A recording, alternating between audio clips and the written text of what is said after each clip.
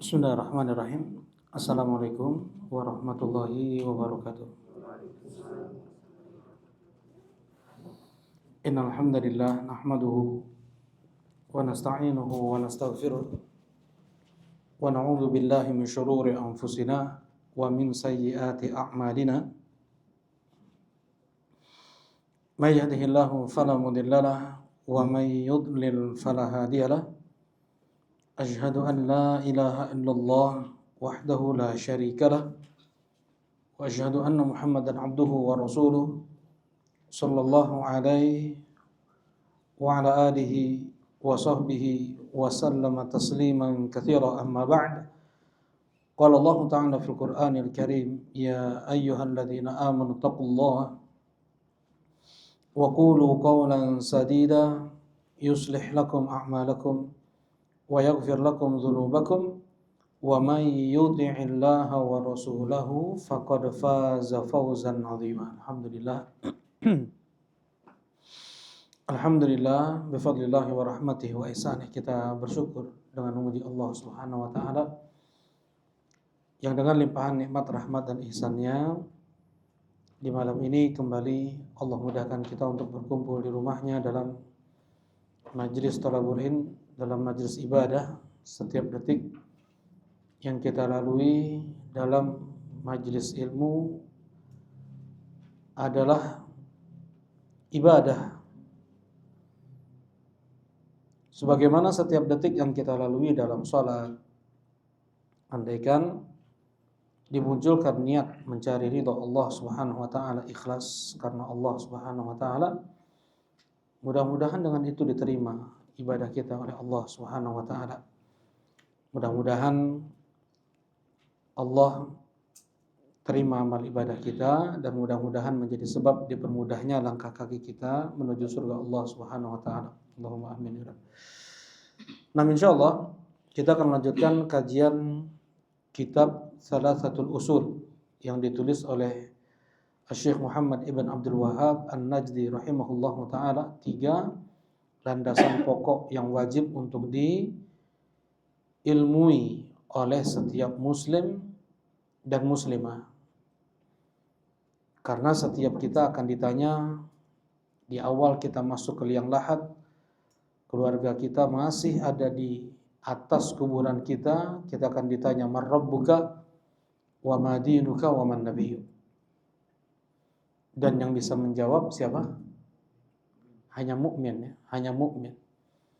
Dan disampaikan oleh Syekh rahimahullahu taala, wajib bagi kita untuk mempelajari 4 hal.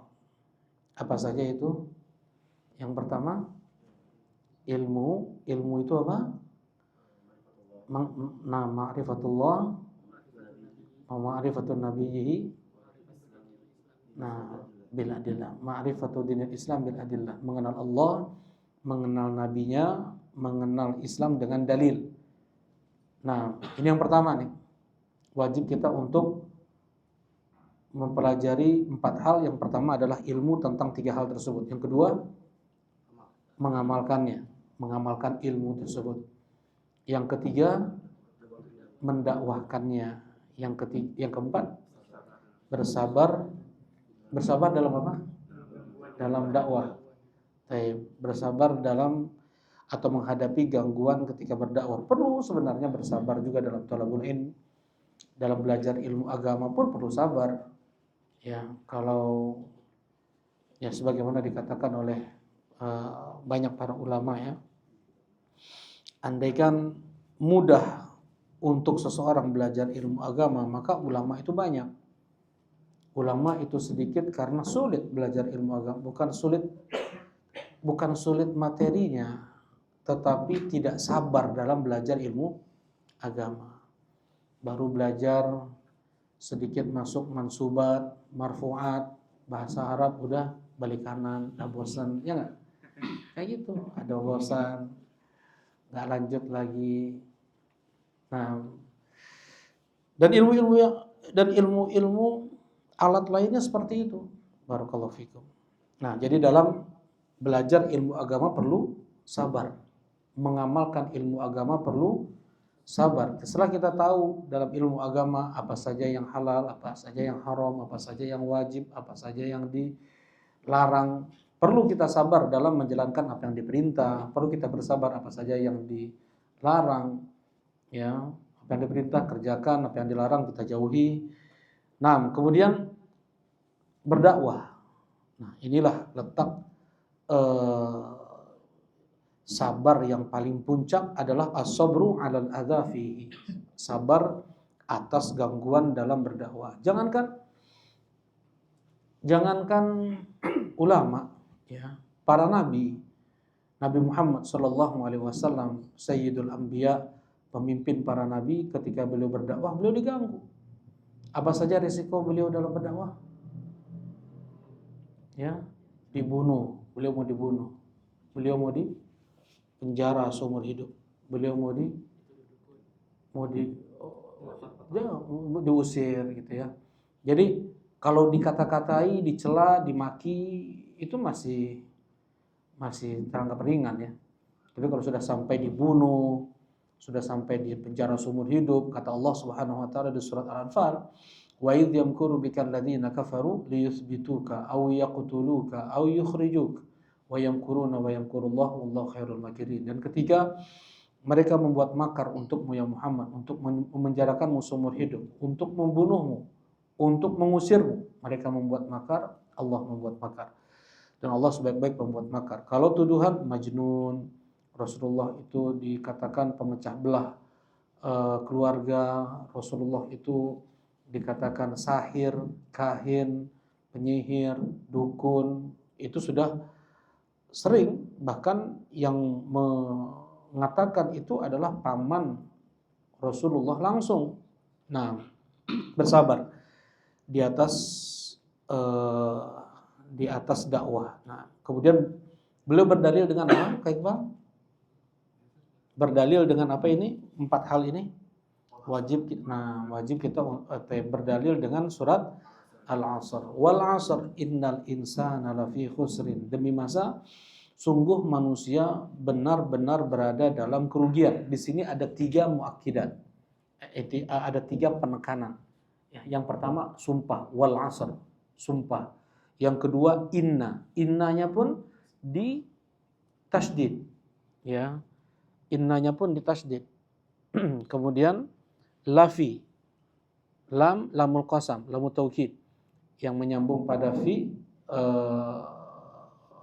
pun lamul taukid. Di sini ada tiga penekanan, ya, berarti menunjukkan saking pentingnya yang akan disampaikan oleh Allah ini. Ya, wal 'asr, demi masa sungguh seluruh manusia benar-benar dalam kerugian dunia akhirat. Ya, mereka diliputi dengan kerugian dunia akhirat. Siapa yang bisa selamat dari kerugian dunia akhirat itu? Disebutkan 4 kriteria. Illal ladzina amanu. Ya, mereka yang beriman. Nah, iman tidak akan benar tanpa dia belajar ilmu agama. Karena itu tadi yang pertama kali wajib untuk kita pelajari adalah apa? Ilmu, ya. Dan iman tidak akan mungkin benar, ya, tidak akan mungkin juga kuat, kokoh kecuali dengan dia belajar ilmu agama. Kemudian yang kedua, wa'amilus shalihat, dia mengamalkan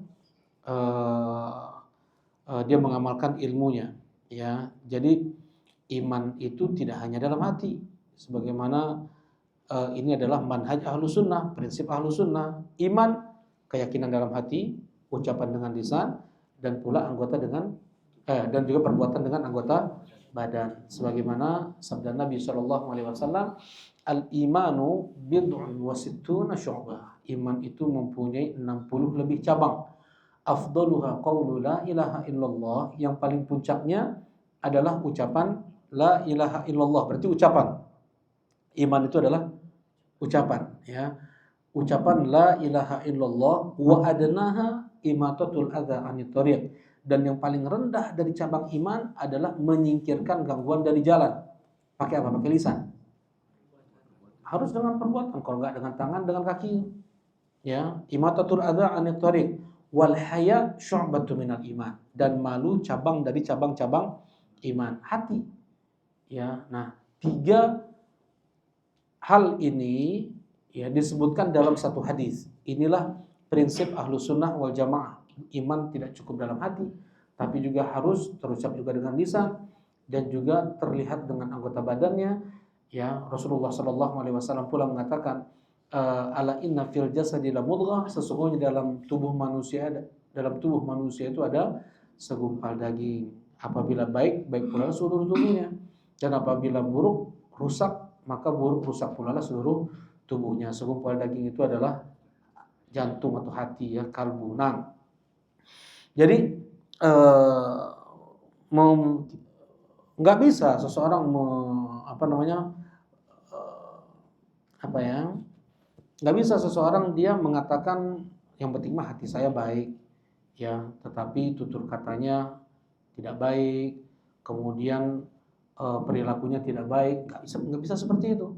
Ya, tutur kata, perilaku itu mencerminkan isi hati seseorang. Apabila baik, baiklah sekujur tubuhnya. Apabila buruk, maka buruk pula lah sekujur tubuhnya. Nah, jadi wa amilus sholihat, dia amalkan iman tersebut. Ya, wa amilus sholihat. Ada bukti. Jadi nggak cukup hanya dengan iman dalam hati saja, enggak.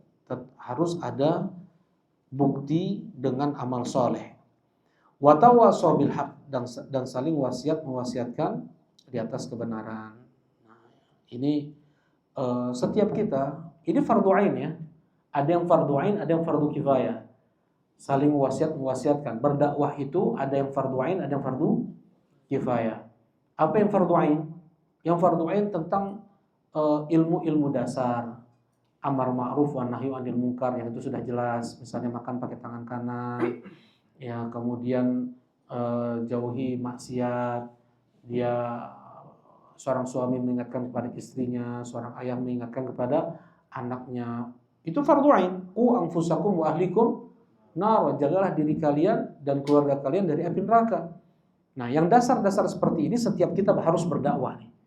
Yang seperti ini, yang dasar, yang itu umum, ya, saling mengingatkan karena manusia pun kadang lupa dia. Yang pertama. Kemudian yang kedua, yang hukumnya fardu kifayah, yaitu yang sudah sampai tingkatan perincian ilmu agama ini hanya dilakukan oleh mereka yang mempunyai kapasitas untuk menyampaikan ilmu agama. Ya, nah, tidak boleh mereka yang tidak mengerti tentang misalnya ilmu usul fikihnya atau ilmu shalah hadisnya atau ilmu lughahnya, ya, karena ini 3 alat untuk seseorang mengambil istimbat hukum dari ayat atau hadis Nabi Shallallahu Alaihi Wasallam. Ya, jadi ketika seseorang dia ditanya tentang permasalahan agama, maka dia wajib untuk menguasai 3 hal ini. Ya, nah, jadi ada yang itu hukumnya tadi fardu ain, dalam tawasau bil haq itu ada hukum fardu ain, ada hukumnya fardu kifayah. Nah, dan watawasau bis sabr, dan saling mewasiatkan di atas kesabaran. Ya, saling mewasiatkan di atas kesabaran. Syekh Abdul Razak mengatakan bahwasanya kita harus mengingatkan orang-orang untuk bersabar. Ya, mengingatkan orang-orang untuk bersabar. Terkadang ya kita yang sudah tahu mungkin ilmu agama, sudah lama ngaji, terkadang ketika dihadapkan dengan situasi kadang kurang sabar. Nah, perlu diingatkan yang sabar kan gitu. Ya, kemudian terkadang seseorang mudah dikatakan Syekh Abdul Razak, ya. Syekh Abdul Razak tadi adalah bahkan para penuntut ilmu yang fokus mereka menuntut ilmu saja, untuk sholat subuh berjamaah di masjid saja banyak alasannya. Ya, banyak alasannya, banyak menghadirkan 1000 uzur untuk dirinya tidak sholat berjamaah di masjid. Antum kan baru pulang safar, antum kan masih pegal-pegal. Jadi nih, bagaimana mencari pembenaran agar tidak sholat subuh berjamaah di masjid? Ini penuntut ilmu nih. Kata Syekh Abdul Razak, penuntut ilmu nih, ya, itu harus diingatkan. Dia harus diingatkan. Antum harus sabar dalam menjalankan perintah Allah. Lawan rasa kantuk, rawan pegal-pegal sedikit, itu bukan alasan. Rasulullah berdarah-darah mereka kan. Ya, Rasulullah berdarah-darah mereka ketika perang apa itu? Kapan perang Mana dalil sholat berjamaah di masjid itu wajib? Mana dalilnya, Kang Iqbal? yang kurban itu Kurban? Yang dengan kurban yang jauh yang siapa yang berkurban apa? Oh, man lam yudhi man indahu sa'ah, siapa yang memiliki kelapangan kemudian ya, ini hadisnya kayak gini, kayak gimana? Man indahu sa'ah wa lam yudhi fala yaqrabanna musallana. Siapa yang dia mempunyai kelapangan kemudian dia tidak berkurban, maka jangan dekat-dekat musola kami, bukan masjid. Jadi musola itu tempat apa? Tempat sholat, di situ tempat penyembelihan kurban. Ya, jadi kalau yang punya kelapangan, itu pun hadis, itu pun ucapan Abu Hurairah, mauquf, bukan marfu. Ya, dhaif nisbat hadis tersebut kepada Nabi SAW. Sahihnya adalah ucapan Abu Hurairah. Abu Hurairah yang mengatakan itu, bukan Rasulullah SAW. Ya, Abu Hanifah yang mengatakan wajib hukum kurban bagi yang memiliki kelapangan berdasarkan hadis itu. Sedangkan Imam Malik, Syafi'i, Ahmad bin Hanbal mengatakan sunnah sekalipun mampu, karena hadis tersebut mauquf kepada Abu Hurairah. Bukan itu. Mana dalilnya? Masya Allah. Warka'u ma'a ar-raqiin. Ruku'lah kalian bersama orang-orang yang ruku'. Jazakallahu khair. Sahih. Biar kayak yang tanya nih. Lagi banyak lagi dalilnya Pak Bihan. Sabar Pak Bihan. Wajib sholat berjamaah. Nunggu sholat ke sholat. Nunggu sholat ke sholat itu keutamaan. Keutamaan. Ini wajib. Nah itu kayak warka'u perintah. Kalau perintah hukum asalnya adalah wajib. Hujan. Nah, hujan sebagai udzur. Berarti kalau tidak hujan tidak udzur. Jazakallahu khair. Nah, Rasulullah mengancam orang yang tidak sholat rumahnya dibakar. nah, jazakallahu khair. Rasulullah ini hadisnya muttafaqun alaih ya. Rasulullah SAW beliau mengatakan laqad hamamtu, himmah. Hamamtu itu keinginan sudah 85%, tinggal melakukan aja lagi, itu himmah. Ya. Laqad hamamtu, aku sudah an amura rajulan bisalah. Aku berkeinginan menyuruh orang mengimami salat berjamaah di Masjid Nabawi.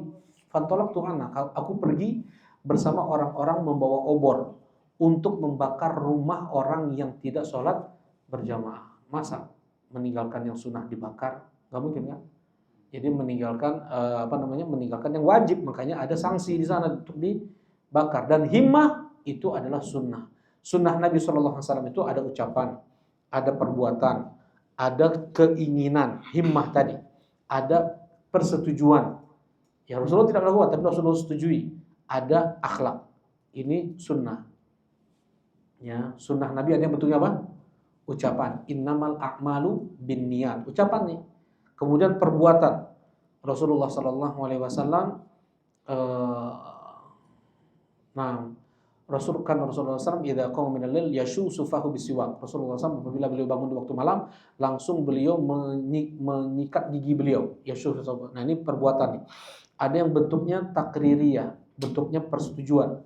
Seperti yang diucapkan oleh Jabir bin Abdullah, kunna na'zil wal Qur'anu yanzil. Kami melakukan azl padahal Al-Qur'an pada saat itu turun. Kalau seandainya itu dilarang, tentunya akan dilarang oleh Allah Subhanahu wa taala. Jelas ini ya, berarti ini persetujuan nih.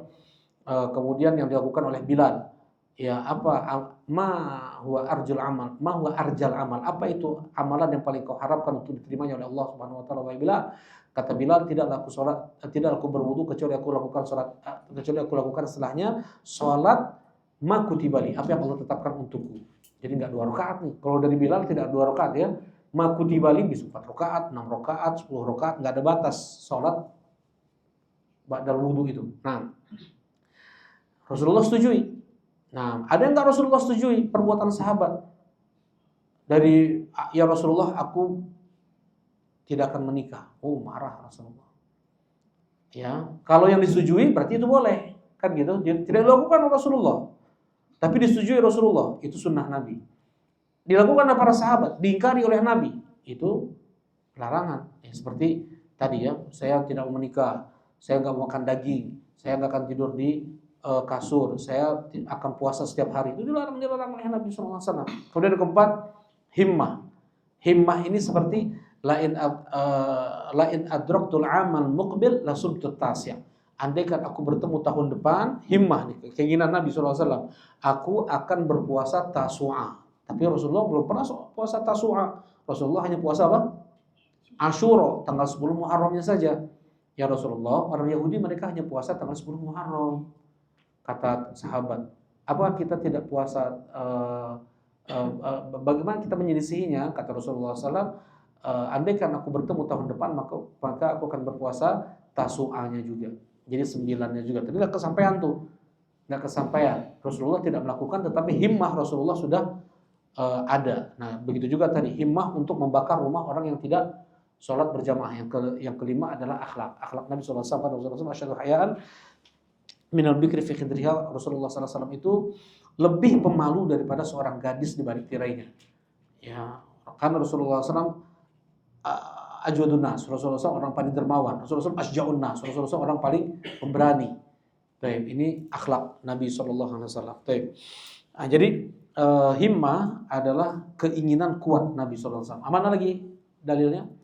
Adalah sholat khauf. Adalah sholat khauf. Apa itu sholat khauf? Sholat ketika perang. Dalam keadaan, bukan ketika berkecamuk perang ya, bukan. Jadi ketika sedang mereka di camp, bisa saja tiba-tiba ada serangan dari musuh, ya. Tapi mereka sedang masih istirahatnya, belum mulai peperangan atau baru selesai peperangan. Nah, mereka tetap harus menjaga sholat berjamaah. Ya, kalau di saat genting seperti itu saja, musuh bisa kapan saja menyerang, Rasulullah menjaga sholat berjamaah, apalagi di saat sedang lapang, di saat sedang aman, di saat sedang damai, ya tentunya harus lebih dijaga lagi sholat berjamaahnya. Jelas ini ya. Nah, ini dalil-dalil untuk sholat berjamaah. Baik. Masih banyak lagi. Ada kitab yang ditulis oleh Ibnu Qayyim rahimahullah taala tentang kitab as-shalah, tentang sholat. Isinya baik. Jadi kita harus mewasiatkan orang-orang untuk bersabar, sabar antum untuk menjalankan sholat subuh di masjid, sabar untuk terus murojaah Quran, sabar untuk belajar ilmu agama. Kemudian ketika mungkin seseorang jatuh pada maksiat, antum sabar, antum jangan sampai pinjam uang ke bank, itu adalah riba, jangan antum jatuh pada ini dan itu adalah maksiat. Jadi kita saling mewasiatkan orang untuk mereka bersabar, gitu ya. Selain kita pun dalam berdakwah mesti ada ujian, mesti ada gangguan. Kita harus bersabar atas gangguan tersebut. Itu juga ya Syekh Abdul Razak beliau panjang lebar dalam menafsirkan wa tawassaw bis sabr, saling mewasiatkan di atas kesabaran. Kita harus menyabarkan orang. Mewasiatkan kepada orang untuk bersabar dalam menjalankan perintah Allah, dalam menjauhi larangan Allah. Ketika tertimpa musibah, kita sabar-sabarkan, yang sabar ya, yang tabah, kan gitu. Ya, terkadang memang ya hati manusia, ya kadang naik iman, kadang turun iman. Nah, perlu diingatkan tawasau bis sabar. Nah, demikian pula lah ketika seorang dia berdakwah dapat gangguan, mungkin ada rasa kecewa dalam hatinya, mungkin dia sedang turun. Nah, kita ingatkan sabar. Dalam berdakwah emang harus seperti itu. Ya, dalam mengingatkan dalam saling mengingatkan, beramar ma'ruf wa nahyu 'anil munkar, mesti akan ada ujian, itu terkadang dari keluarga sendiri, dari teman sendiri, dari tetangga sendiri, ya, apalagi dari orang-orang jauh, mungkin saja, dan kita harus sabar. Baik, barakallahu fikum. Kemudian, qala Syafi'i rahimahullahu taala, berkata al-Imam Syafi'i rahimahullahu taala, al-Imam Syafi'i, siapa nama beliau? Bukan. Muhammad bin Idris, ya. Muhammad bin Idris. Kenapa jadi Syafi'i di sini? Nama kakek buyut beliau yaitu sahabat. Ya, ini Syafi'. Ini nama sahabat. Kakek buyut dengan Nabi SAW. Jadi beliau ini adalah keluarga Nabi. Nah, Imam Syafi'i dari 4 imam mazhab. Sebutkan 4 imam mazhab. apa tuh? Karandi ya. Lendra, Hendra. Nah, Abu Hanifah, Abu Hanifah, Imam Malik, Imam Malik, Imam Syafi'i, Imam Syafi'i. Abu Hanifah, Betul, Ahmad bin Hanbal. Ahmad bin Hanbal. Abu Hanifah namanya adalah Nu'man bin Thabit. Ya, kemudian Malik bin Anas. Malik bin Anas Abu Abdullah. Asy-Syafi'i Muhammad ibn Idris Asy-Syafi'i. Imam Ahmad Ahmad ibn Muhammad ibn Hanbal Asy-Syaibani Abu Abdullah. Semua kunyah Imam mazhab Abu Abdullah kecuali Abu Hanifah namanya Nu'man bin Thabit. Baik. Dari 4 imam mazhab yang wajib untuk kita cintai lebih siapa? Al-Imam Syafi'i. Kenapa? Karena beliau adalah keluarga Nabi. Karena beliau adalah keluarga Nabi dari jalur Muttalib. Dari jalur Muttalib. Kalau Rasulullah SAW itu Hashimi, beliau adalah Muttalibi. Ya, kata Rasulullah SAW, Banu Hashim wa Banu Muttalib syai'un wahid. Keturunan Hashim dan keturunan Muttalib itu satu. Jadi yang diboikot oleh orang-orang Quraisy ketika Rasulullah SAW mendakwahkan tauhid dari tahun 7 sampai 10 kenabian, 3 tahun diboikot, bayangkan. Gak ada makanan, meninggal banyak anak-anak. Ya, mereka nggak bilang darurat, ya untuk lemah, enggak. Mereka tetap. Nah, yang melindungi mereka, yang juga turut diboikot adalah keluarga Muttalib dan keluarga Hashim. Keturunan Muttalib dan keturunan Hashim. Yang mereka masih kafir, belum masuk Islam. Mereka membela Nabi SAW. Mereka melindungi Nabi, membela Nabi karena mereka adalah karena kekeluargaan, kesukuan. Hanya Abu Lahab saja yang tidak mau melindungi Nabi SAW dari 2 keturunan ini, dari Banu Muttalib dan Banu Hashim. Ya, nah karena itu Rasulullah SAW menghukumi keluarga Nabi itu adalah Banu Muttalib dan Banu Hashim. Kalau seandainya ada khumus, apa itu khumus?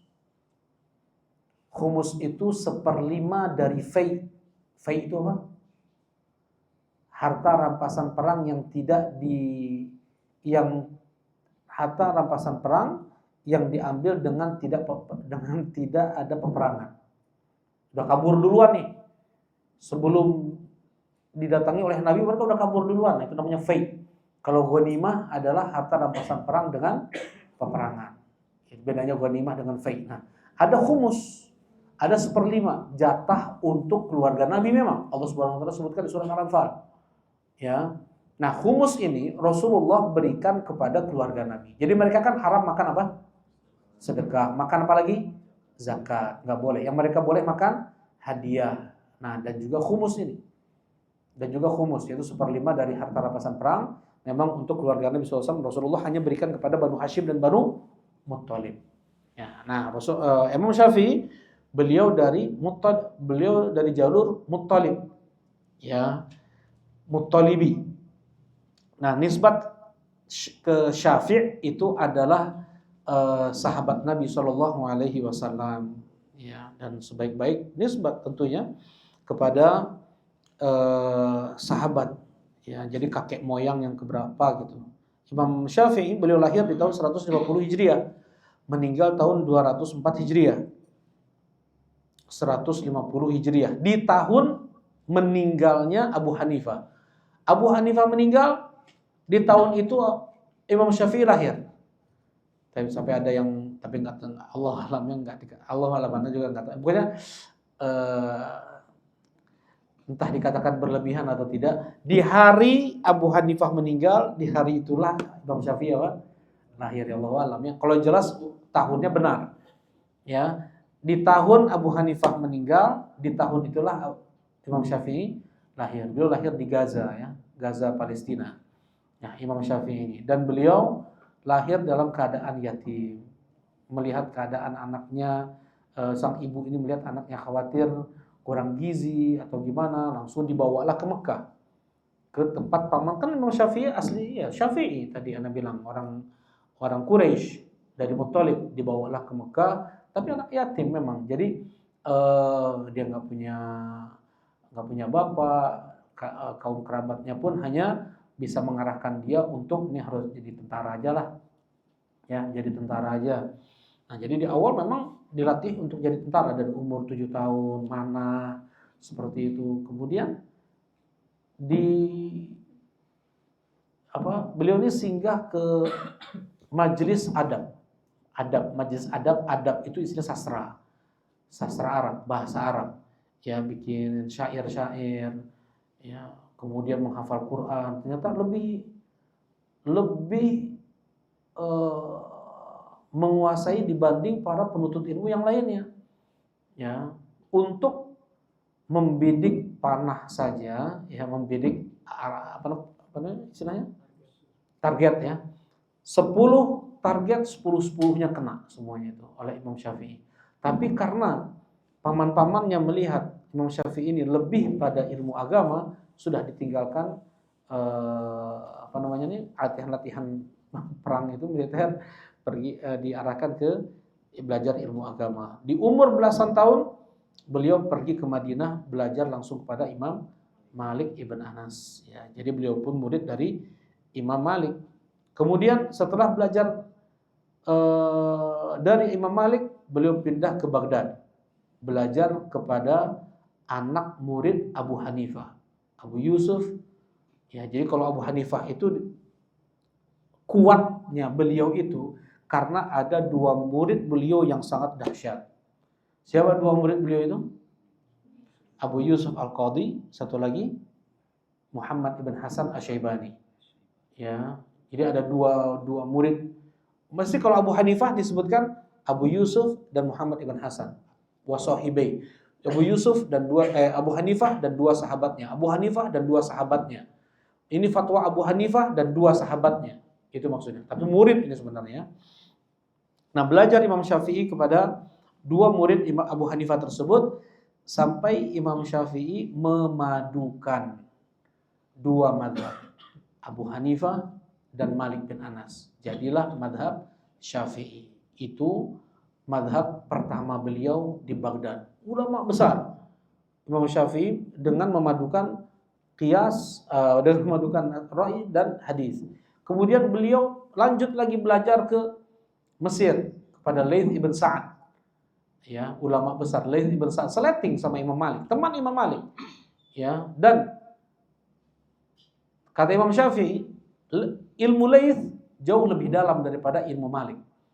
Tetapi Laits tidak mempunyai murid sebaik murid Malik bin Anas. Jadi tidak dicatat semua fatwa Laits ibn Sa'ad. Akhirnya hilang, tidak ada madhabnya sampai sekarang. Ya, jadi madhab itu kumpulan fatwa yang tercatat untuk permasalahan-permasalahan ijtihadiyah. Ya, itu madhab. Nah, beliau di Mesir mempunyai madhab baru lagi nih. Setelah belajar dengan Laits ibn Sa'ad, berubah lagi madhab beliau dari yang di Baghdad. Jadi Imam Syafi'i mengumpulkan 3 madhab. Madhab Malik bin Anas, madhab Abu Hanifah, dan madhab Laits ibn Sa'ad. Laits ibn Sa'ad dulu ada madhab. Sufyan Ats-Tsauri, Sufyan bin Uyainah, Hammad ibn Zaid, Hammad ibn Salamah, Syu'bah, ya, Waqi' ibn Jarrah. Mereka punya madhab semuanya itu. Daud Al-Zahiri dan yang lainnya. Ya, banyak madhab itu. Cuman yang sampai kepada kita hanya 4 saja karena yang tercatat rapih, komplit fatwa mereka itu hanya 4 orang dulu itu. Kitab-kitabnya segini-segini nih. Ya, seperti Istidhkar, At-Tamhid. Jadi cucu murid dari Imam Malik menulis atau mensyarah Muwatta Malik, namanya Istidhkar, Tamhid setebal ini. Ya, kemudian fatwa-fatwa Imam Ahmad terkumpul di kitab Al-Mughni. Segini juga kitabnya, ditulis oleh Ibn Qudamah Al-Maqdasi. Kemudian fatwa Syafi'i, banyak sekali kalau fatwa Syafi'i. Beliau sendiri punya kitab apa namanya? Ar-Risalah dan Al-Um. Jadi jangan sampai nggak tahu ya. Al-Imam Syafi'i jangan sampai kita nggak tahu nama kitab Imam Syafi'i. Apa itu tadi namanya? Yang pertama Al-Um, itu yang paling namanya Al-Um, itu induk semua ilmu ada di situ. Ya, ilmu agama maksudnya. Kemudian yang kedua adalah Ar-Risalah. Ar-Risalah itu kecil, tipis. Ya, Ar-Risalah itu segini tipis. Sedangkan Al-Um segini. Nah, beliau pun fatwanya dinukilkan oleh Al-Imam Al-Baihaqi rahimahullahu taala dalam kitab As-Sunan Al-Kubra. As-Sunan Al-Kubra. Kemudian banyak imam-imam madhab Syafi'i seperti An-Nawawi, Al-Hafidz Ibnu Hajar, Al-Imam Adz-Dzahabi, Ibnu Katsir, ya itu adalah ulama-ulama besar Syafi'i. Kemudian nah, sedangkan Abu Hanifah tercatat madhab beliau oleh Ainul Qari, ya, atau dan ya, Imam Tahawi. Dalam kitab Syarh Ma'anil Athar, Syarh Mushkilul Athar. Ada juga madhab Zahiri dari Daud Az-Zahiri yang Nabi bilang tadi. Tercatat fatwanya di mana? Dalam kitab Al-Muhalla punya Ibn Hazm, Abu Muhammad Ibn Hazm Al-Zahiri. Sampai Al-Imam Adz-Dzahabi dalam kitab Siyar A'lamun Nubala, ya, berapa puluh jilid itu, Siyar A'lamun Nubala menyebutkan biografi-biografi para ulama. Ketika menyebutkan biografi Abu Muhammad Ibn Hazm, siapa yang bisa mengumpulkan 5 kitab ini, maka dia adalah imam dunia dalam ilmu agama. Apa kitab itu tadi? At-Tamhid punya Ibn Abdul Bar, Sunan Al-Baihaqi, Sunan Kubro Al-Baihaqi, kemudian Al-Mughni punya Ibn Qudamah Al-Maqdisi, kemudian Al-Majmu' An-Nawawi, kemudian Al-Muhalla Ibn Hazm. Tidak disebutkan madhab Abu Hanifah di sini oleh Al-Imam Adz-Dzahabi rahimahullahu taala. Bukan hanya mengumpulkan 5 kitab ini aja ya, tapi harus apa? Harus mempelajarinya, menelitinya, mendalaminya, bukan hanya ngoleksi doang. Ya sekarang aja gampang, punya di handphone udah ada tuh, bahkan berpuluh ribu kitab-kitab yang tebal-tebal ada satu handphone. Kita semua bisa jadi ulama-ulama dunia ya. Nah, apa kata Imam Syafi'i rahimahullahu taala tentang surat Al-Asr? Lau ma anzalallahu hujjatan ala khalqihi illa hadhihi surah lakafatuh. Andaikan tidak Allah turunkan hujjah kepada makhluknya kecuali hanya surat Al-Asr ini saja, itu cukup.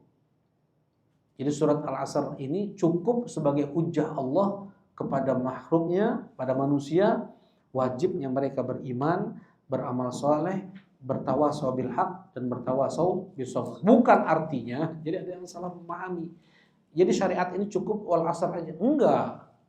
Ya, masa Islam ini semuanya hanya di surat Al-Asr saja. Sampai ada ini insyaallah rasakan tadi dengarnya. Ada yang salah memahami, bahkan ada seorang yang sudah dia penuntut ilmu nih, dia mau rihlah. Rihlah itu perlu ya. Rihlah itu melakukan safar dalam thalabul ilm. Rihlah li thalabil ilm. Safar untuk belajar ilmu agama. Jadi kapan seseorang melakukan rihlah thalabul ilm? Setelah dia belajar pada ulama kampungnya, ya, seperti Imam Muslim rahimahullahu taala, beliau belajar kepada ulama kampung beliau, Yahya bin Yahya Abu Zakaria An-Naisaburi, ya, Al-Kushairi An-Naisaburi. Ini orang ulama kampung beliau nih. Nah, baru beliau belajar mengarungi negeri-negeri Islam. Ya, mana dalilnya? Ketika datang murid-murid Abdullah ibn Mas'ud radhiyallahu taala anhu kepada Umar bin Khattab di Madinah. Siapa kalian? Kami dari Kufah, ya Amirul Mukminin. Ngapain kalian ke sini? Belajar. Kami mau belajar pada Amirul Mukminin. Bukankah di negeri kalian ada sahib na'al Rasulullah SAW? Bukankah di negeri kalian ada yang mempunyai sendal Nabi SAW, yang mempunyai bantal Nabi SAW? Kan berkah ya, sendal Nabi, bantal Nabi itu berkah, jadi diambil oleh sebagian sahabat. Nah, maksudnya Abdullah bin Mas'ud, di negeri kalian kan ada Abdullah bin Mas'ud, ngapain kalian kesini? Itu maksudnya.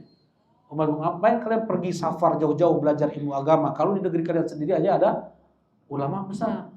Yang menyuruh kami kesini adalah Abdullah bin Mas'ud. Ya, maksudnya disemangati mereka para ulama kampung pun jangan hanya apa?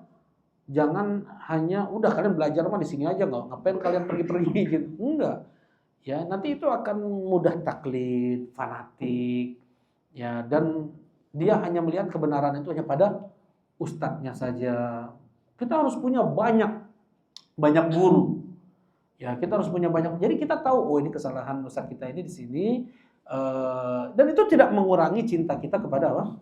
Kepada ustadz kita tersebut. Ya, di sini menunjukkan nggak ada yang sempurna. Kalau kita mau belajar kepada ustadz yang sempurna, nggak akan belajar kita ini. Kalau kita mau punya teman yang sempurna, yang nggak ada kekurangan, nggak akan berteman kita. Semua ada kekurangan. Sebagaimana kita pun punya kekurangan. ya. Nah jadi eh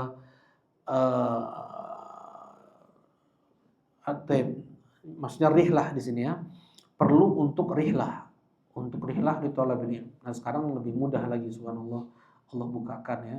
Kalau dulu orang rihlah pakai kontak tuh, ya nggak ada angkot aja nggak ada ya, nggak ada angkot. Ada angkot udah syukur. Ini nggak ada angkot. Yang dia hadapi ketika rihlah itu bukan sembarangan. Dulu ketika dia hadapi singa, hiena, serangga kalajengking, ular-ular yang ada di gurun, belum lagi para begal, para perampok-perampok, itu yang mereka hadapi. Ya, dinginnya cuaca, hujan, panas, debu.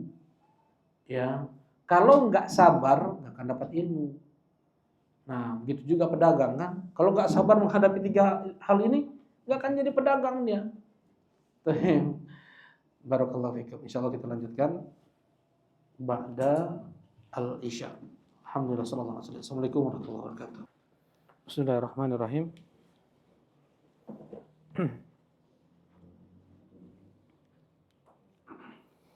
Assalamualaikum warahmatullahi wabarakatuh. Alhamdulillah wassalatu wassalamu ala Rasulillah, amma ba'd. Nah, kita melanjutkan kajian kitab Thalathatul Usul. Kita masih di ucapan Al-Imam Syafi'i rahimahullahu taala. Seandainya tidak Allah turunkan hujah untuk makhluknya kecuali hanya surat ini, maka itu mencukupi mereka. Nah, hujah untuk 4 hal ini ya, tentang iman, amal soleh, saling wasiat-mewasiatkan, dan bersabar di atas itu semua. Yang saling wasiat-mewasiatkan pula di atas kesabaran. Bukan artinya Islam itu cukup hanya dengan surat Al-Asr saja, enggak. Ya di sana enggak ada sholat, enggak ada tentang haji, zakat, dan yang lainnya. Dan tadi menyampaikan ada pemahaman keliru dari sebagian orang ketika dia mau melakukan rihlah, kata Syekh Abdul Razak ya. Ketika ada seorang mau melakukan rihlah, belajar ilmu agama ke satu negeri, dicegah oleh seseorang, jangan, ngapain kau rihlah? Kata Imam Syafi'i aja, cukup surat Al-Asr aja. Jadi cukup surat Al-Asr aja dipelajari, itu sudah mencukupinya. Nah, ini pemahaman yang keliru. Kemudian kemungkinan Syekh Muhammad bin Abdul Wahhab An-Najdi rahimahullahu taala, beliau mendapatkan ucapan ini dari Al-Imam Syafi'i rahimahullahu taala di sebagian kitab atau diwan namanya ya. Diwan itu adalah kumpulan-kumpulan syair sebagian ulama atau Imam Syafi'i sendiri. Tetapi ketika dicari oleh sebagian ulama, di antaranya Syekh Saleh Al-Humaid, tidak beliau dapatkan lafaz ini dari Al-Imam Syafi'i. Yang ada, lau fakkaran nas, andaikan manusia berpikir, ya, andaikan manusia berpikir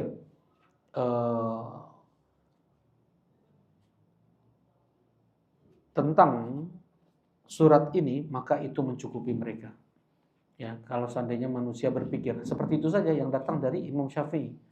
Andaikan manusia berpikir, merenung, mentadabburi, mentafakuri isi surat Al-Asr, maka itu mencukupi mereka. Ya, cukup mereka untuk berjuang, untuk bagaimana mereka bisa kokoh, bisa istiqomah ya di atas Islam. Nah, seperti itu. Wallahu a'lam. Wa qala al-Bukhari rahimahullah, bab al-ilm qabla al-qawli wal amal. Berkata Imam Bukhari rahimahullah taala, bab berilmu sebelum berbicara, sebelum berbuat. Ya, tadi kan kita wajib untuk mempelajari ilmu kemudian amal ya.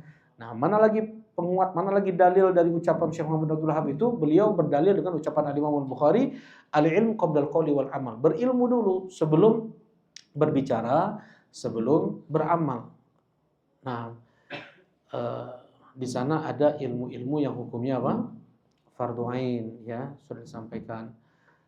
Ilmu yang fardhu ain yaitu yang kita amalkan setiap hari, seperti wudu, seperti sholat, itu harus kita ilmui betul fikih tersebut, ya, tentang fikih jual beli. Nah, ini diingatkan oleh banyak para ulama. Kita untuk haji itu belum tentu Allah mudahkan kita per berapa tahun sekali. Tapi kalau jual beli setiap hari kita lakukan. Ya, jual beli setiap hari kita lakukan dan kita harus menguasai fikih jual beli tersebut karena ada aturannya dalam Islam jual beli itu. Nah, karena itu harus menguasai fikih jual beli. Bab al-ilm qabla al-qawli wal amal. Berilmu sebelum berbicara, sebelum berbuat. Berbicara permasalahan, ya, permasalahan agama harus didasari dengan ilmu. Zikir misalnya, ya, nggak bisa sembarangan dengan tata caranya. Muncul di zaman Abdullah ibn Mas'ud beberapa orang jamaah Bani Hanifah namanya, ya, bikin kelompok-kelompok kecil 7-10 orang, kelompok-kelompok kecil, halakoh-halakoh kecil di masjid banyak. Ada pemimpinnya, sabbihu mi'ah, tasbih kalian 100 kali, subhanallah, subhanallah, subhanallah, kabiru mi'ah, takbir 100 kali, Allahu akbar, Allahu akbar, Allahu akbar, hamidu mi'ah, bertahmid 100 kali, alhamdulillah, alhamdulillah, halilu mi'ah, bertahlil 100 kali, la ilaha illallah, la ilaha illallah. Nah. Kemudian Abdullah ibn Mas'ud datang kepada mereka dan berkata, inna siyaba Rasulillah lam tubla, sungguh baju Rasulullah itu belum lusuh. Wa aniyatuhu lam tuksar, piring-piring Rasulullah belum pada pecah. Maksudnya Rasulullah belum lama meninggal, ya, baru puluhan tahun Rasulullah meninggal. Laqad ahdatsum fi dinillahi ma ahdatstum, tapi kalian sudah melakukan muhdatsat, perkara yang baru dalam agama ini. Apa yang kalian lakukan sekarang ini? Ya Abu Abdurrahman, ma nuridu illa khaira. Wahai Abu Abdurrahman, tidaklah yang kami inginkan dari ritual ibadah ini kecuali kebaikan. Apa kata Abu Abdurrahman? Abdullah bin Mas'ud, kalian antara satu dari dua. Fuqtum ashabi Rasulullah sallallahu alaihi wasallam, kalian sudah melampaui sahabat Nabi sallallahu alaihi wasallam dari sisi ibadah, kalian lebih hebat dari mereka, atau mufattihu abwabid dhalalah, atau kalian ini sebagai pembuka pintu kesesatan bagi manusia. Mana satu di antara yang dua kalian ini? Kalian sudah melampaui para sahabat karena sahabat tidak melakukan, atau kalian membuka pintu kesesatan? Kam min muridil lil khair la yusiba. Berapa banyak orang yang menginginkan kebaikan tetapi dia tidak mendapatkannya. Allah Subhanahu wa taala berfirman, "Qul hal nunabbi'ukum bil akhsarina a'mala alladziina dhalla sa'yuhum fil hayatid dunya wa hum yahsabuna annahum yusinuna sun'a." Katakanlah, apakah mau kuberitahukan kepada kalian orang yang paling merugi amalannya? Dia yang menyangka sudah baik dalam beramal tetapi mereka sesat. Alladzina dhalla sa'yuhum fil hayatid dunya, mereka yang sesat tetapi mereka sudah mengira baik dalam beramal. Ya, orang-orang Nasoro, ya, orang-orang Kristen, orang-orang Yahudi sudah tua-tua seperti itu, mereka beribadah, kata Umar bin Khattab, amilatun nasibah. Ya, Umar bin Khattab nangis, kasihan mereka ini, amilah nasibah. Mereka beramal luar biasa, semangatnya sampai tua seperti itu, tapi nasibah yang mereka dapatkan hanya lelah, hanya letih, nggak ada sedikit pun kebaikan mereka dapatkan dari amal ibadah mereka. Nah, seperti itu. Jadi perlu untuk belajar dulu, berilmu dulu sebelum berbicara. Dan demikian pula beramal. Ya, dalam sholat misalnya, shollu kama ra'aitumuni usolli, sholatlah kalian sebagaimana kalian melihatku sholat. Nu salah menuntut sholat cenah. Sholatnya salah kalau seandainya tidak sesuai dengan tuntunan Nabi Shallallahu Alaihi Wasallam.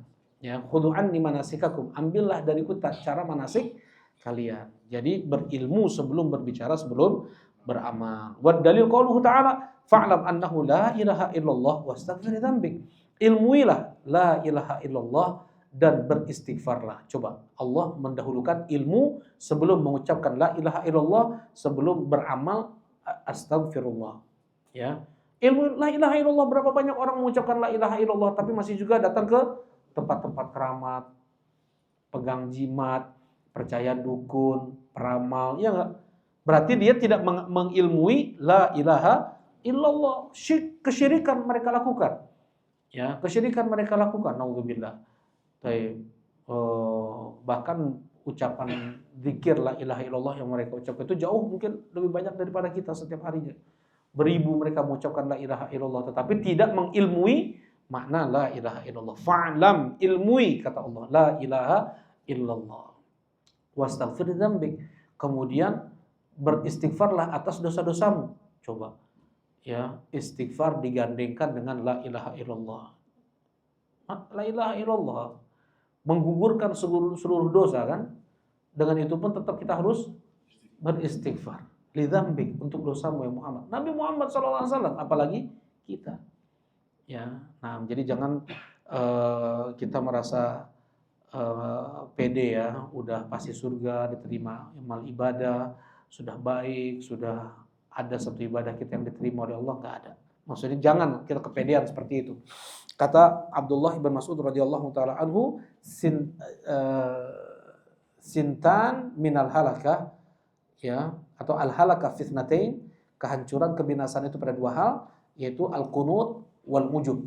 Al qunut yaitu berputus atau apa namanya, berputus asa dari rahmat Allah, putus harapan, dan ujub, ya, merasa bangga dengan amalan. Baik. Fabada'a bil ilmi qabla qawli wal amal. Di sini Allah Subhanahu wa taala mendahulukan ilmu daripada ucapan dan perbuatan. Baik. Ini mukaddimah pertama baru selesai. Sekarang kita masuk ke mukaddimah yang kedua ya.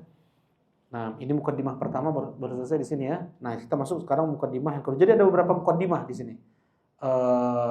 Disebutkan oleh Syekh Muhammad bin Abdul Wahab sebelum masuk ke 3 landasan pokok ini, ma'rifatullah. Ada 2 mukaddimah. Mukaddimah pertama selesai. Kita masuk mukaddimah yang kedua.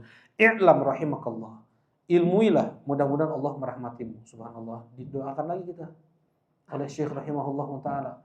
Jadi sering mendoakan, sering mendoakan sesama kita ya, dan yang paling terbaik ketika saudara kita tidak tahu kita mendoakan dia. Ya, sekalipun kita saling mendoakan di hadapannya itu pun baik juga. Ya, tetapi kita ingin didoakan oleh malaikat dan dikabulkan doa malaikat ketika saudara kita tidak tahu kita mendoakan dia. Fi dhahril ghaib. Di sana ada malaikat yang mengaminkan dan pula mendoakan untukmu sama persis dengan apa yang kau doakan untuk saudaramu. Amin wa anta bimithal. Jelas itu kan ya? Hadisnya sudah masyhur. Baik. I'lam rahimakallah. Ilmuilah, mudah-mudahan Allah merahmatimu. Apa itu rahmat? Ampunan untuk dosa yang telah lalu, penjagaan untuk yang akan datang, ya. Annahu yajibu ala kulli muslimin wa muslimah ta'alluma thalathi hadhihi masail wal amal bihinna. Wajib bagi setiap muslim dan muslimah untuk juga mempelajari 3 hal. Tadi 4 hal, sekarang 3 hal nih.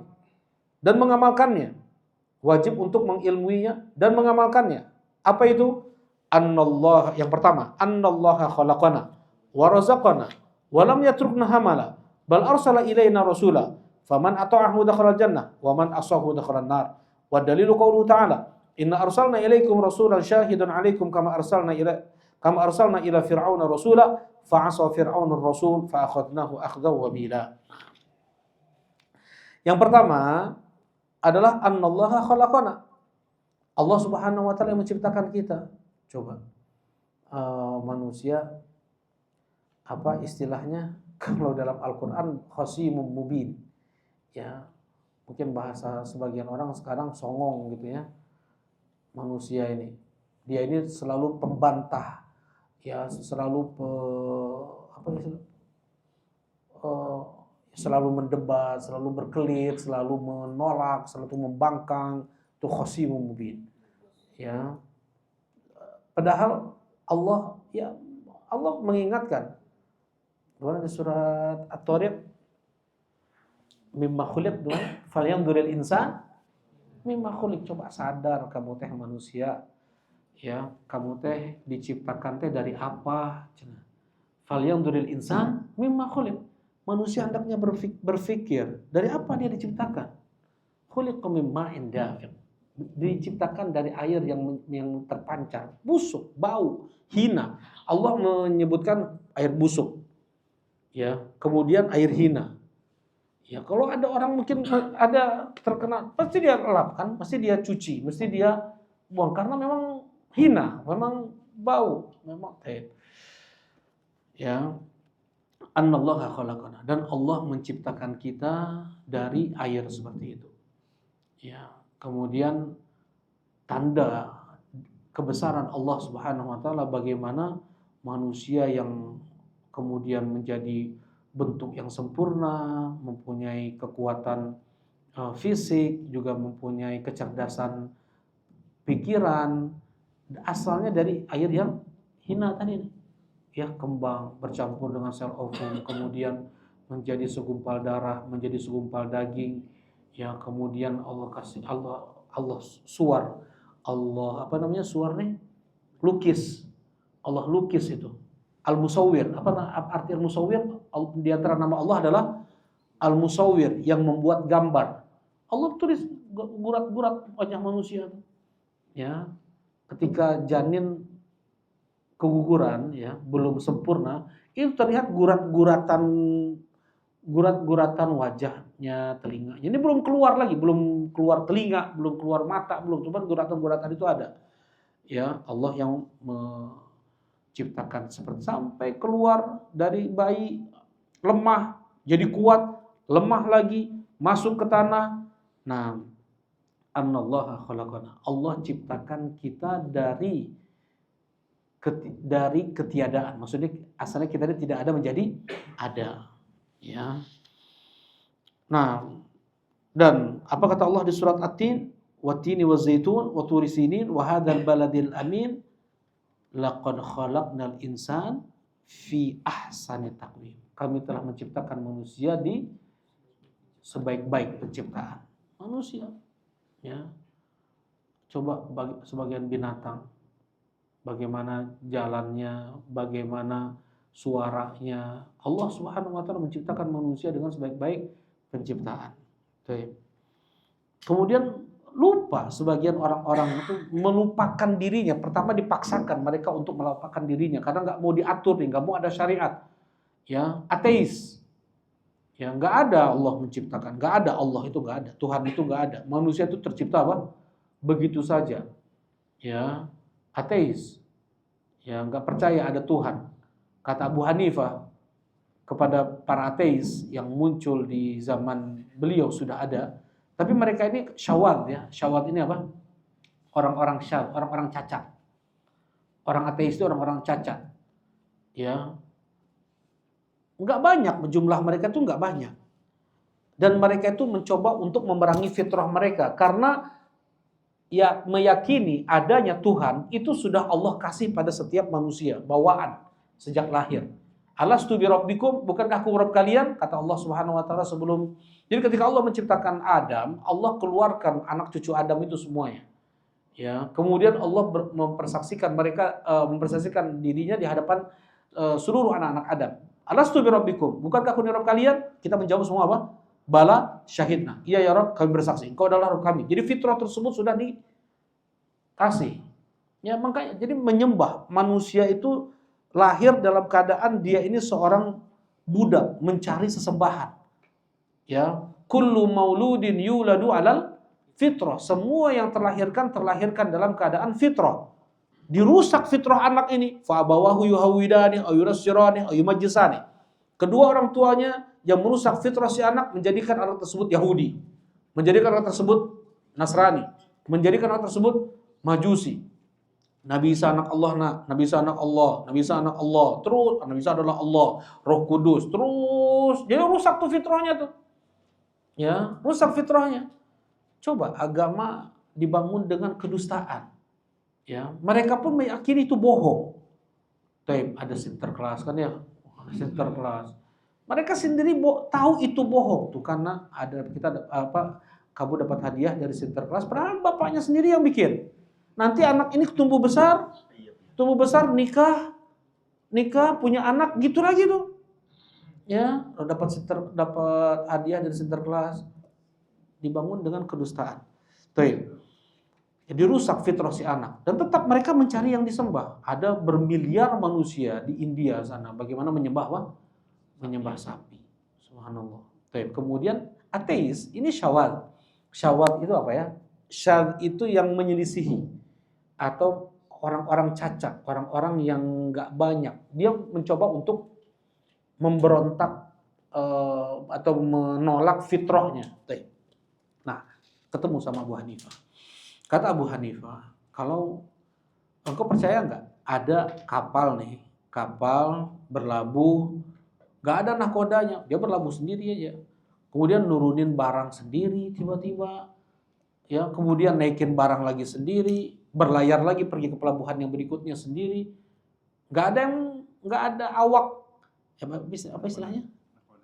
Nggak ada nahkoda, nggak ada awak kapal. Ya percaya nggak? Ya nggak mungkin lah, masa ada kapal seperti itu. Masa coba lihat matahari berjalan pada porosnya, demikian pula bulan, semua ini nggak ada yang menggerakkannya, mustahil. Dan bagaimana ya setiap manusia ketika keinginannya dikabulkan oleh Allah Subhanahu wa taala, dia ingin ketemu sama si fulan, nggak ada apa ya? Bukan suatu yang tidak disengaja, tapi Allah menyengajakan ketemu si fulan sama si fulan ini. Udah lama nggak ketemu, ada hajatnya, tiba-tiba ketemu, nggak. Itu semua yang mengaturnya adalah Allah Subhanahu wa taala. Dan kemudian Jubair bin Mut'im pertama kali masuk Islam mendengar ayat am khuliqu min ghairi syai'in am humul khaliqun. Apakah manusia diciptakan tanpa adanya pencipta ataukah manusia yang menciptakan diri mereka sendiri? Dua-duanya enggak benar. Ya, dua-duanya enggak benar. Ya, manusia diciptakan tentunya oleh Maha Pencipta. Awal ma waqara al-imanu fi qalbi. Pertama kali iman masuk ke dalam hatiku. Kada qalbi ayatir, hampir jantungku copot mendengar ayat ini. Ini kata Jubair bin Mut'im. Maksudnya ada khaliq itu. Baik. Annallaha khalaqana wa razaqana. Dan Allah pula yang memberikan kita rizki. Ya, sejak di rahim ibu Allah kasih kita rizki. Ibu enggak makan, kita tetap dapat rizki itu. Ya kan biasanya ibu susah makan ya di awal-awal kehamilan kan, 4 bulan pertama luar biasa perjuangannya. Tapi tetap kalau ibu nggak makan, si janin ini dia mengambil nutrisi gizi ibu itu. Mau ibu nggak makan si anak aman dong. Ya, nah Allah yang ngasih rezeki. Keluar dia dari perut ibunya langsung bisa bernafas. Allah tulis rizkinya, Allah tulis amalnya, Allah tulis ajalnya. Wa razaqana, Allah pula lah yang memberikan kita rizki. Nah, kul may yarzuqukum minas samawati wal ard qulillah. Katakanlah, siapa yang beri kalian rezeki dari langit-langit dan dari bumi? Ya, qulillah, katakanlah Allah Subhanahu wa taala. Nah, walam yatrukna hamala. Ya, Allah menciptakan kita, Allah memberi kita rizki, nggak kayak binatang. Ya binatang kayak gitu. Ya, binatang makan, kawin, makan, kawin, kan gitu. Ya, kata Syekh Shalih Fauzan, seseorang yang dia mendidik anaknya hanya fisik, motorik, ya hanya kelincahan itu tarbiyah bahimiyah. Tarbiyah ternak dari orang tuanya. Ya, bahim itu adalah binatang. Ya, dia sudah mentarbiyah anaknya dengan pendidikan binatang. Ya, yang hanya memperhatikan apa? Fisiknya biar sehat, tempat tidurnya harus nyaman, kandangnya harus bersih, nggak bau, terus harus jago nih, harus bisa binatang dibikin latihannya tarbiyah bahimiyah. Nah, manusia nggak seperti itu. Manusia nggak seperti itu. Walam yatrukna hamala. Allah tidak biarkan kita begitu saja. Afahasibtum annama khalaqnakum abatha. Apakah kalian mengira kami ciptakan kalian abatha, yaitu sia-sia begitu saja? Tidak diperintah, tidak dilarang. Ini tafsir dari Allah Ustaz Abdullah bin Abbas ya. Abasa maksudnya sia-sia, maksudnya apa? Tidak diperintah, tidak dilarang. Nah, wa annakum ilaina la turja'un. Kalian mengira tidak akan kembali kepada kami? Ya. Nah, ayasabul insan, ayutraka sudah? Apakah manusia mengira ayutraka sudah ditinggalkan begitu saja? Baik. Berapa ayat nih Allah sebutkan? Jangankan itu ya. Kita mungkin mau bikin keripik singkong. Keripik singkong. Ada tujuan kita bikin perusahaan keripik singkong, ya enggak? Ada tujuan kita. Tujuannya apa? Bikin keripik singkong untuk menafkahi anak, untuk bikin rumah. Ada tujuannya. Kemudian Allah Subhanahu wa taala menciptakan manusia yang sempurna ini enggak ada tujuannya. Ya, itu sangat enggak mungkin. Untuk perkara yang remeh saja, ya, orang yang kurang akal saja dia melakukan sesuatu mesti ada tujuannya dia melakukan hal tersebut. Apalagi yang sempurna alam semesta ini, bintangnya, ya, kemudian lautnya, sungainya, manusianya, kemudian nggak ada tujuan. Baik. Walam yatrukna hamala. Allah tidak biarkan kita begitu saja. Bal arsala ilaina rasula. Tapi Allah utus kepada kita seorang rasul. Biar terarah nih manusia nih. Biar ngerti mereka diciptakan untuk apa. Ya. Tujuan rasul itu berarti apa? Sebagai penghubung antara Allah dengan makhluk. Ya, antara Allah dengan manusia. Ya, enggak semuanya Allah berbicara atau ya turun wahyu kepada manusia, enggak. Hanya rasul, hanya nabi. Dan kita enggak tahu untuk apa kita diciptakan oleh Allah kecuali dari sumber rasul tersebut. Dan kita pun nggak tahu ibadah apa yang Allah, misalnya kita diciptakan oleh Allah untuk apa? Untuk ibadah. Dan kita pun nggak tahu juga ibadah apa saja yang Allah inginkan dari kita kecuali dengan perantara rasul tersebut. Ibadah apa saja. Bagaimana caranya pun dari rasul tersebut. Penghubung antara Allah dengan kita nih. Waktunya kapan saja dari rasul tersebut juga. Masing-masing weh.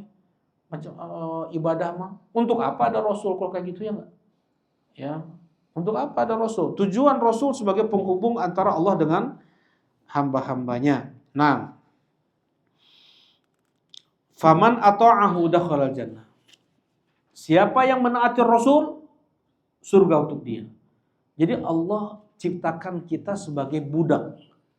Ya, Allah ciptakan kita sebagai budak, bukan makhluk yang terserah kita mau ngapain. Ya ini perlu ya, kita ini biasakan kita ini jangan terlalu liar akal kita ini. Manusia subhanallah udah kenal sunnah, bahkan belajar SMP, SMA-nya dan di Ma'had Sunnah. Ya di Ma'had Sunnah ini bukan di Ma'had umum, bukan sunnah. Dia kena ilmu filsafat. Kena ilmu filsafat ini. Kemudian dia memberontak dia. Dan hatinya belum siap nih, pikirannya, apalagi perempuan nih. Ya. Belum siap, nangis terus, menjerit sendiri. Ya. Kemudian teriak sendiri. Ya kayak gitu keadaannya. Pas kuliah mendapat teman-teman atau mungkin pelajaran yang itu ilmu filsafat, dia belajar, dia baca-baca buku-buku filsafat. Jadi untuk apa kita? Jadi orang bingung, jadi orang linglung. Jadi intinya saya ini menjadi orang yang bebas berakal, bebas untuk berpikir. Saya nggak mau diatur sama Tuhan. Ya, kenapa Tuhan harus seperti ini? Jadi ini yang belajar sunnah nih, SMP SMA-nya tetap sunnah. Kena racun dikit filsafat jadi kayak gitu tuh. Jadi orang gila. Udah ke psikiater berapa kali? Ya, nah jadi maksudnya apa? Coba kita ini kurung diri kita. Coba biasakan kita ini jadi budak kita ini, budak Allah Subhanahu wa taala. Ya, diatur. Enggak bebas akal kita untuk berpikir tuh enggak bebas. Hati kita untuk bercakrawala tuh enggak bebas. Coba kita misalnya Allah berikan kita bisa berbicara, bisa berpikir. Kadang kita enggak perlu memikirkan ini, jangan kita pikir, mendingan mikir yang ini gitu. Untuk berpikir aja kita pun batasi coba. Ya. Kita tahu sebenarnya ini di bidang kita nih. Cuman nggak ada manfaatnya kita kalau ikut berbicara. Nggak ada manfaatnya. Nggak ada manfaatnya untuk orang lain yang melakukan yang nggak ada urusannya dengan kita. Pun nggak bisa kita menasehati dia secara langsung. Ya, ya udah kita berpikir yang itu bisa menjadi maslahat untuk dia, untuk saudaranya, untuk Islam, untuk kaum muslimin. Enggak semua ucapan orang kita tanggapi. Enggak semua kejadian kita perlu tahu. Gitu ya. Nah, kita harus mencoba mengekang hati. Akal kita nih, ini liar, betul akal kita ini liar. Ya. Manusia itu lebih buas lagi dari singa, ya enggak? Lebih buas, singa aja ditangkap sama manusia. Ya, yang semua hewan-hewan purba tersebut yang paling mereka takuti apa? Manusia purba ya. Itu manusia purba lagi yang katanya manusia purba lagi kan. Evolusi Darwin, mau ditipu lagi kita di orang Islam sama orang kafir. Nah, jadi cobalah kita ini kekang, kurung akal kita sebatas apa yang Allah bolehkan. Ya, yang udah nggak boleh udah jangan terobos itu, jangan terabas itu. Karena ya yang bisa bertobat dari ilmu filsafat adalah orang yang baru masuk atau dia yang sudah menyelam betul.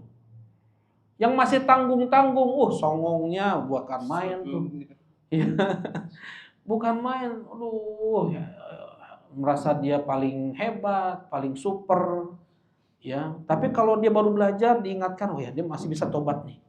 Muhammad Khalil Harras, dekan Fakultas Akidah Jamiah Islamiyah. Ya. Pertama kali kan Jamiah Islamiyah dibikin oleh siapa? Syekh bin Baz rahimahullah taala. Zaman Syekh bin Baz diundang Syekh Albani, kemudian Syekh Muhammad Khalil Harras, Syinqiti, ulama-ulama dunia yang hebat-hebat itu yang nahwunya, tafsirnya, hadisnya kumpulin, kemudian suruh ngajar di Jamiah Islamiyah. Nah, di antaranya Syekh Muhammad Khalil Harras. Syekh Muhammad Khalil Harras ini ulama Mesir. Ulama Mesir, dia mau bikin tesis S3 atau apa? Tesis namanya. Tesis untuk membantah Syekhul Islam Ibn Taimiyah yang membantah ilmu filsafat, yang membantah ulama-ulama kalam. Ya, mau membantah Syekhul Islam, Syekh Muhammad Khalil Harras nih di S3 bidang filsafat. S3 bidang filsafat di Al-Azhar Kairo. Ya. Sebelum mau membantah Syekhul Islam, dia pelajari dulu kitab-kitab Syekhul Islam. Ya, tentunya kayak gitu kan. Biar ilmiah dikumpulkan, dibaca. Dalam waktu 2 bulan atau 3 bulan semua kitab-kitab segini-segini ini Syekhul Islam nih, Minhajus Sunnah, ya setebal ini, kemudian Majmu' Fatawa 37 jilid, ya belum kitab-kitab kecilnya, dibaca semuanya dalam waktu 3 bulan atau 2 bulan, Anda lupa. Kemudian ditulislah tesis tersebut. Apa judulnya? Ibn Taimiyah As-Salafi. Tobat dia dari ilmu filsafat jadinya. Ya, judul tesisnya sekarang sampai dicetak. Ya, judul tesisnya adalah Ibn Taimiyah As-Salafi. Benar apa yang dikatakan oleh Ibn Taimiyah tentang ilmu filsafat. Hanya menumbuhkan keraguan-raguan, nggak ada iman. Justru merusak keimanan. Syekhul Islam Ibn Taimiyah sengaja beliau belajar ilmu filsafat untuk membantah ilmu filsafat. Kata Ibnu Qayyim, redup cahaya itu di wajahnya. Udah nggak ada lagi bercahaya di wajah Syekhul Islam. Padahal tujuan beliau untuk membantah ilmu filsafat. Nah, faman ata'ahu dakhalal jannah wa man asahu dakhalan nar. Siapa yang dia taat kepada nabi tersebut, yang diutus, maka dia akan masuk surga. Siapa yang memaksiati nabi tersebut, maka dia akan masuk neraka. Ya. Makanya istislam, muslim berserah diri dengan semua yang datang dari Allah dan Rasulnya. Dia mengukur, menilai baik buruk ya sesuatu itu dengan koridor Al-Quran dan Sunnah Nabi Shallallahu Alaihi Wasallam. Tidak menurut saya, tidak menurut Anda, tidak ada demikian. Nah, faman ata'ahu dakhalal jannah. Siapa yang menaati Rasul tersebut, dia masuk surga. Ya Allah sudah bikin aturan kayak gitu tuh. Siapa yang memaksiati Rasul tersebut, dia masuk neraka. Mudah aja bagi Allah. Ya. Dan memang yang terbaik itu yang dibawa oleh Rasul, ya enggak? Coba sekarang manusia nih, bikin hukum, bikin undang-undang, berapa bulan ganti lagi, belum dimunculin udah didemo, udah dimunculin berapa minggu udah didemo, kan gitu. Karena manusia mereka nggak tahu apa yang terbaik. Tapi yang terbaik untuk manusia sebenarnya sudah Allah Subhanahu wa taala sebutkan di dalam Al-Qur'an dan sudah tinggal nih pakai. Tinggal jalankan aja. Yang terbaik. Kalau membunuh dengan sengaja dibunuh lagi, sieun teu batur tah gitu. Hayat. Ya, kata Allah Subhanahu wa taala, kisos itu kehidupan. Hukum kisos itu menjadi kehidupan untuk manusia. Sekarang gimana? Saudaranya dibunuh, anaknya dibunuh, dia minta-minta harus dibunuh lagi, kan gitu. Benar-benar begitu. Penjara 5 tahun, 10 tahun, seuri deui. Nah. Faman ata'ahu dakhala jannah wa man 'asahu dakhala nar. Allah sudah bikin aturan. Siapa yang memaksiati Rasul, surga untuk dia. Siapa astagfirullah. Faman ata'ahu, siapa yang menaati Rasul, surga untuk dia. Siapa yang memaksiati Rasul, neraka untuk dia. Nah, mana dalilnya? Inna arsalna ilaikum rasulan syahidan 'alaikum kama arsalna ila fir'auna rasula. Kami telah mengutus kepada kalian, wahai umat Muhammad, kita nih, seorang rasul sebagai saksi atas kalian, sebagaimana kami telah utus kepada Fir'aun seorang rasul. Siapa? Nabi Musa. Fa'asa Fir'aunur rasul. Fir'aun memaksiati rasul tersebut. Fa'akhadnahu akhdhaw wabila, maka kami siksa Fir'aun dengan seberat-berat siksa. Kalau Fir'aun memaksiati Nabi Musa, seberat-berat azab Allah timpakan kepada Fir'aun, bagaimana ketika yang dimaksiatinya adalah Nabi Muhammad sallallahu alaihi wasallam? Nabi Muhammad lebih afdal daripada Nabi Musa. Dimaksiati lebih berat lagi siksanya. Ya, nah, banyak dalil tentang ini tuh banyak sekali ya. Wa may ya'sillaha wa rasulahu wa yata'adda hududahu yudkhilhu nara khalidan fiha wa lahu 'adzabun muhin. Surat An-Nisa ayat 14. Ya. Siapa yang memaksiati Allah dan Rasulnya dan melampaui batasan-batasan yang sudah dibuat oleh Allah, maka Allah akan masukkan dia ke dalam neraka khalidan fiha, kekal abadi di dalamnya, walahu adzabun muhin, dan untuk dia azab yang menghinakan. Wa may ya'sillaha wa rasulahu faqad dhalla dhalalan mubina. Dan siapa yang memaksiati Allah dan Rasulnya, maka dia telah sesat dengan kesesatan yang sangat nyata. Wa may ya'sillaha wa rasulahu fa inna lahu nar jahannam khalidina fiha abada. Dan siapa yang memaksiati Allah dan Rasulnya, maka untuk dia neraka jahanam kekal abadi di dalamnya. Ini ayatnya muhkam istilahnya. Apa itu muhkam? Jelas, gak perlu ustadz ngejelasin. Gak perlu ada ulama yang mentafsirkan ini. Ya. Dan kebanyakan ayat Al-Quran itu apa? Muhkam. Orang Arab Baduy tinggal di gunung, baca ini paham. Ya. Orang kampung baca kayak ini paham. Gak perlu yang IQ-nya 200. Baru paham kayak ini. Enggak. Ya. Nah, itu kebanyakan Al-Quran itu muhkam. Baik. Baru satu nih. Tapi memang ada yang serunya, nggak mungkin. Yang serunya kita tinggalkan. Apa namanya? Pekan depan, insya Allah. Ini baru manhaj nanti nih. Yang ketiga ya. Baik. Baru satu, mukadimah yang kedua. Baru poin yang pertama, dia ada 3 kan?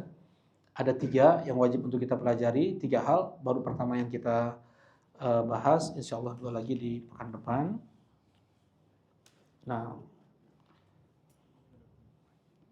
silakan, mungkin ada yang mau ditanyakan, tafadhol.